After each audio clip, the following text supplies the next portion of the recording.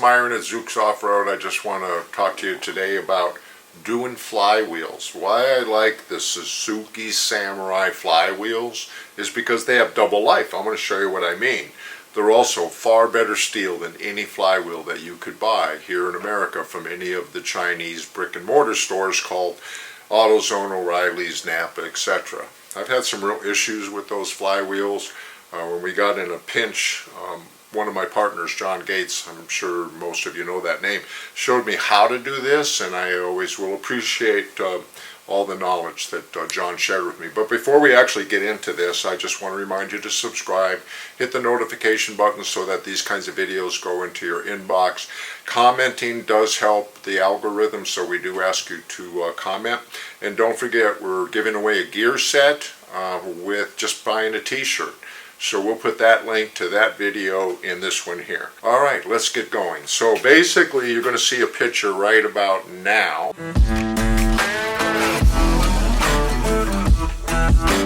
And that picture showed you how chewed up these teeth are. A lot of us have the Samurais, and we remember that startup of ka-ching, ka-ching. And that's because the gear coming out of the starter is just chewing up these teeth. Samurai did a really good job, Suzuki. Aizen actually made this. So what we're going to do is we're going to pound this ring off. Now this was a pretty rusty flywheel, and I did spend a little bit of time using this wire wheel to clean that up pretty good because I didn't want to show you a rusty one. So basically what I'm going to do is I'm going to heat this up a little bit so it knocks off easier. When you knock it off, you either want to use an aluminum chunk or a brass chunk. You do not want to use steel because, you know, if you take a chisel and you hit something hard, something's going to break and fragments are going to fly, and, you know, it's like the old BB gun's going to put your eye out. So make sure that you wear safety glasses when you do this, just in case something chips. So I'm going to go ahead and heat this up here, and then I'm going to flip it around.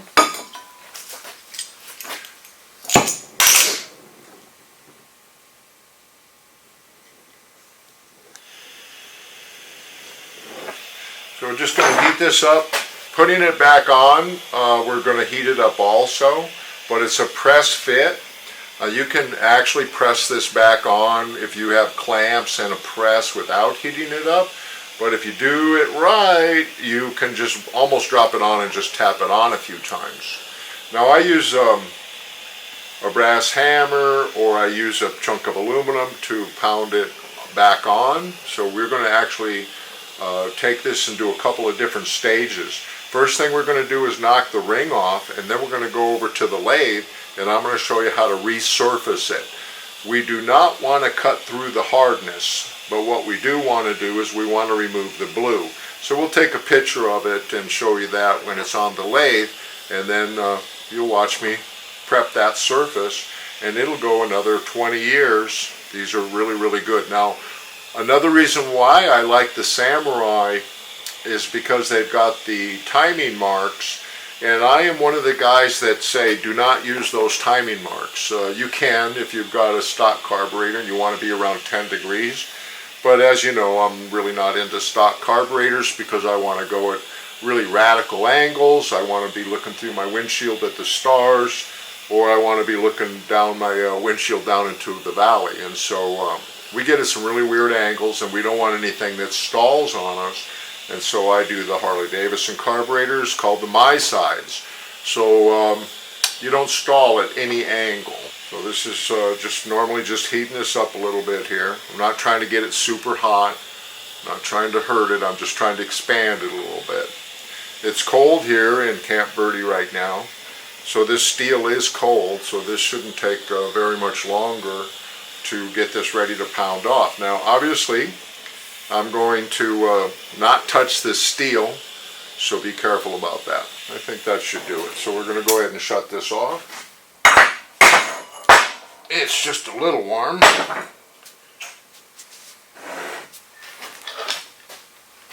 You don't have to clamp it like this. I just want to make my life easy, you know, doing the video for you.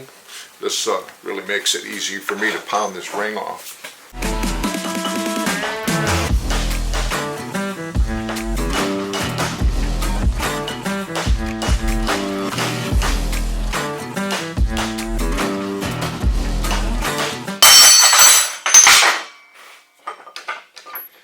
whatever you do, don't put it back on with the teeth chewed up.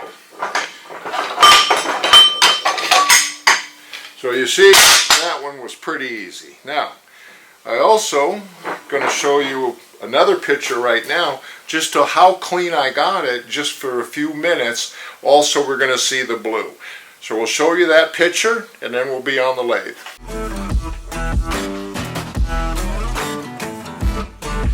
Alright, so here we are on the lathe. I've got it rotating. Now what we did is we cut off a piece of a crank and then we secured it with 3 bolts.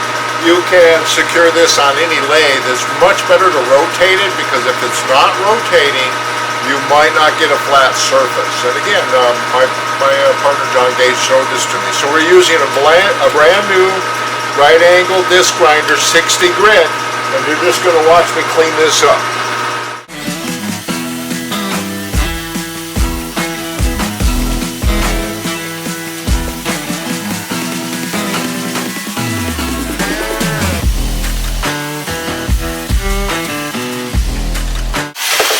What I wanted to do was get past that blue, and I've done this so many times. I know exactly how many times it has to be sanded. This looks great. We're going to go put that ring back on right now. Okay, so we're back at pounding the ring on, but I do want to show you again to take the wire brush, clean that up. It just got instantly clean, so I'm going to pound this on. I want to clean it up.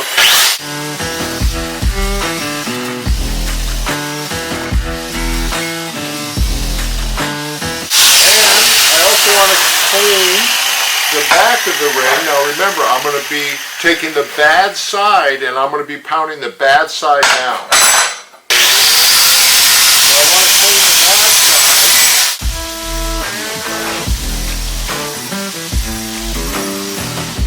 In case you didn't hear me, I said I wanted to clean the bad side. So remember, put the bad side down.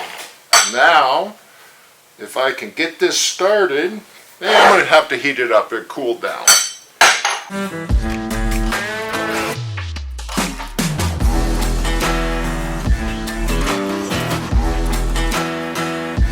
We have a diesel heater here. Most of the time we're hanging this in front of the diesel heater, and it gets expanded pretty easily, pretty quickly. But a lot of us have got some kind of torch. If you have to put it in the oven, just make sure that your wife's okay with the kitchen smelling like oil, because it's going to smell kind of stink in the kitchen if you put it in the oven. And don't forget, it's going to be hot when you put it back on.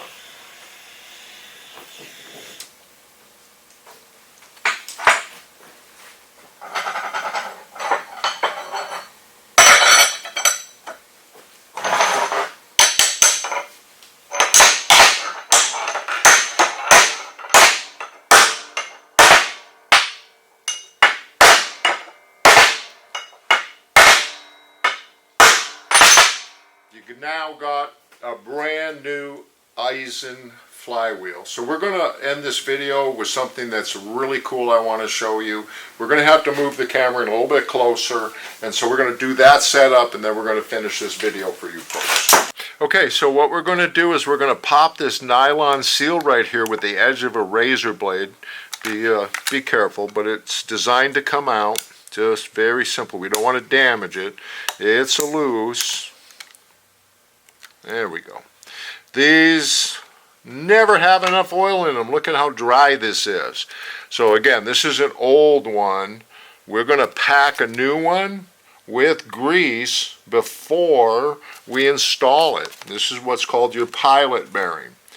Now this is really important when you're looking at your transmission, that your shaft that goes in here does not have any wear marks on it. It has to be nice and straight. So there we go. So I've rubbed that grease in there, and now I'm going to pop this seal right back in place. And that's what you do with the pilot bearing, even a new one, when you are installing it.